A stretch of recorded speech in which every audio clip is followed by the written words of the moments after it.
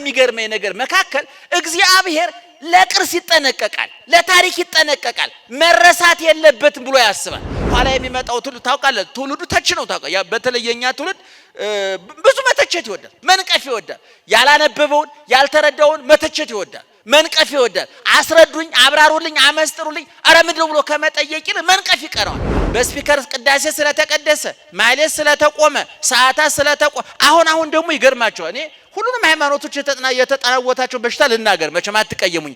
እልህ አሁን አንድ ፕሮቴስታንት አጠገባችሁ ሲያልፍ በሰላም ሲያልፍ የነበረው ሰውዬ እኮ ነው ማተብ ያየ ሰው ያደረገ ሰው ኢየሱስ ጌታ ነው ይላል። ይሄ ሰውዬ ኢየሱስን ለማስደሰት አይደለም ወልደ ኢየሱስን ለማበሳጨት። አንድም ኦርቶዶክስ አጠገቡ ጴንጤ እንዳለ ካወቀ ምንድነው ማርያም ወይ እንወድሻለን። አሁን ማርያምን ለማስደሰት አይደለም አጠገቡ ገብረ ማርያም የሚባለውን ጴንጤ ለማናደር ነው። አገር እንዲቀና ከተፈለገ ከእልህ ነፃ መውጣት ያለባቸው 3 ነገሮች ልንገራችሁ፣ ያዙልኝ። ሃይማኖት በሉ